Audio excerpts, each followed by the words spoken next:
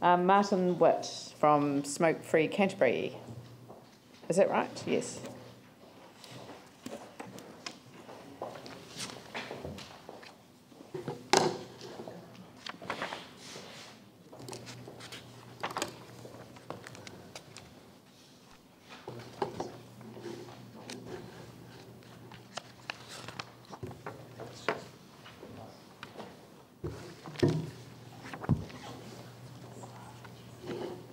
Madam Mayor, members of the Council, thank you for the opportunity to address you this afternoon. My name is Martin Witt. I'm from the Cancer Society and I represent the agencies working as Smokefree Canterbury. We're working together to support a smoke-free Aotearoa by 2025. Briefly, the question of what is smoke-free Aotearoa. It is a goal to see the smoking population under 5% in New Zealand. It's a government-endorsed goal, came out in 2011. It's a vision to see, or a goal to see, our children or grandchildren will be free from tobacco and enjoy a tobacco-free life, and it will be a country in which it will be very difficult to supply or sell tobacco. What is the relationship between Smokefree Aotearoa and the Council? The first thing is that, let's put some context in it, it's a vision, or it's a goal, whereby the percentage of smokers, as I said, is down to 5% or less. For Canterbury, and specifically Christchurch, we currently have in the census 38,000 smokers in the city. It is looking at that going down to something like 13,000. Clearly, it is not a ban.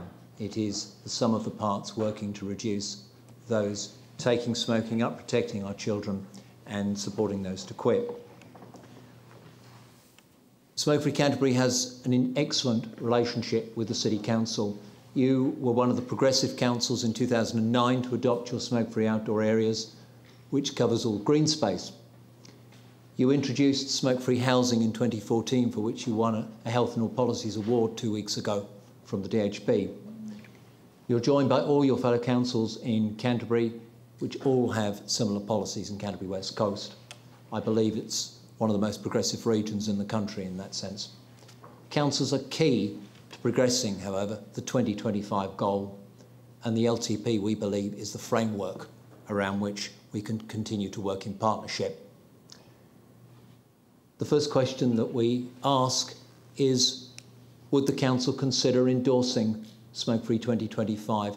You're already doing it, as we indicated. It is a continuation of the partnership.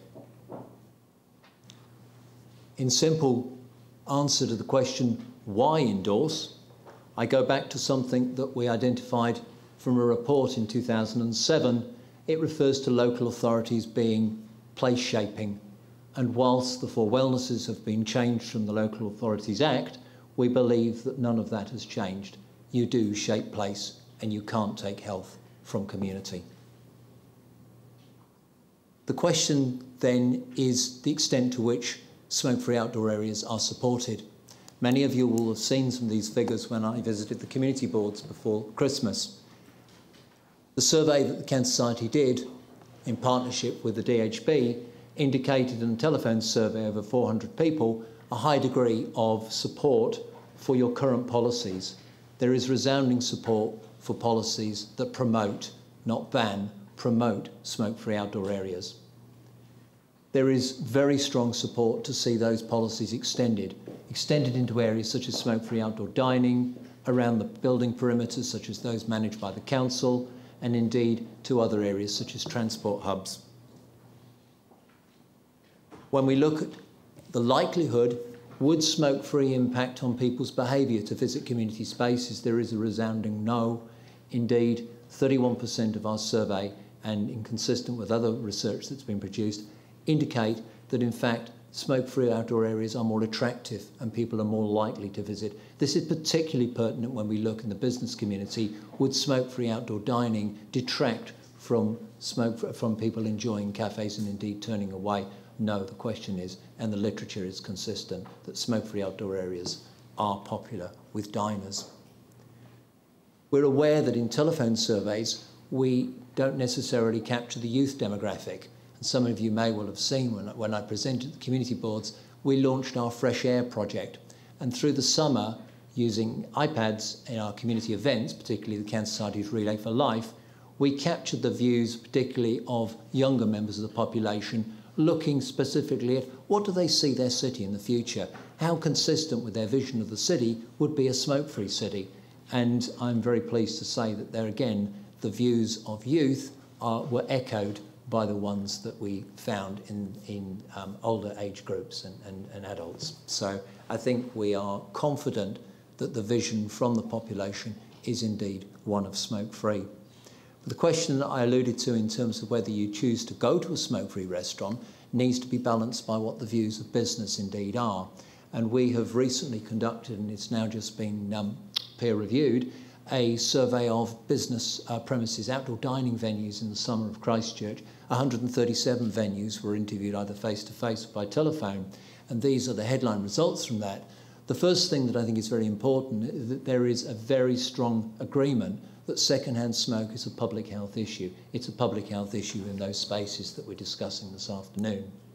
And when we ask the question, would businesses consider smoke-free as an option? That is not asking them whether it should be a bylaw or whether it should be voluntary, simply the philosophy behind outdoor dining. And we're very encouraged the extent to which 61% of businesses said they were either would consider it or they would definitely become smoke-free. What we believe the survey has done is created what we would say is a synergy. There is enough grounds there for conversations over the coming years to occur around the prospects of smoke-free outdoor dining. There's definitely enough to have conversations, and we think that's part of our partnership in the coming years. The key messages this afternoon, Council, are that smoke-free policies that you have, are popular. There is a high degree of support and a high desire to see those extended. And our redeveloped city presents opportunities to consider those extensions, and that is exactly what we do with the partnership that we have. In conclusion, Council, we would ask that Council formally considers adopting the 2025 goal, and I appreciate that may indeed be something that we need to come back to, but I would ask you to consider it, and we'd like to work with you on that. We certainly would like to support staff to work with Smokefree Canterbury on a strategy for developing more smoke-free community spaces, and we do indeed have an implementation group with the DHB and the Council. We believe the forum already exists, and that's encouraging.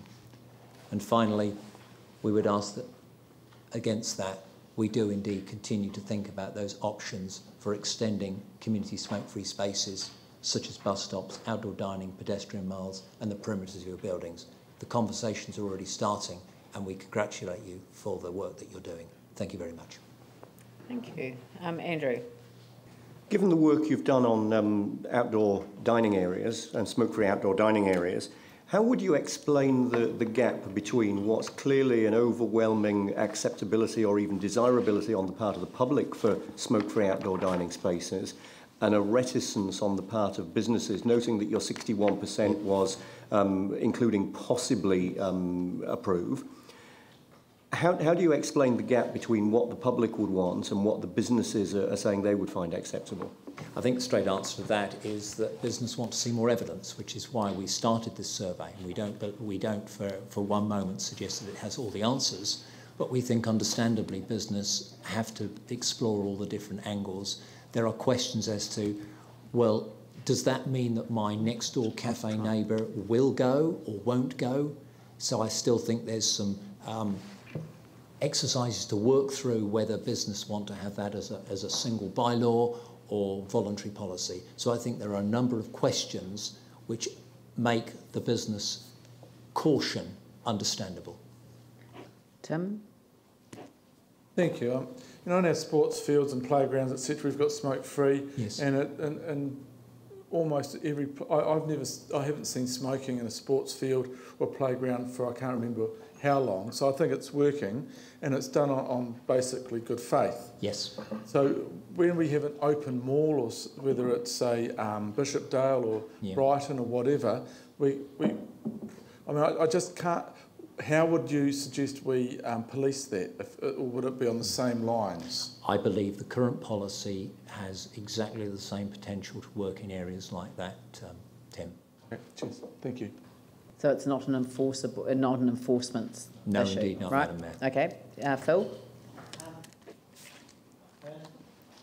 We've worked previously with the DHB, Yes. so they've achieved their policy of having their grounds areas smoke-free. Indeed. And their outside areas.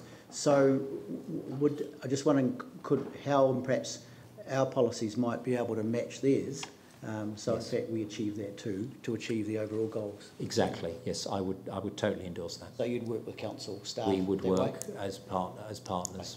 It's quite a challenge, but thank you. Yeah, there's a lot of people in this building would appreciate that too. Anyway, look, thank you very much. That's excellent. Thank you, Madam Mayor. Thank you. Thank you, members.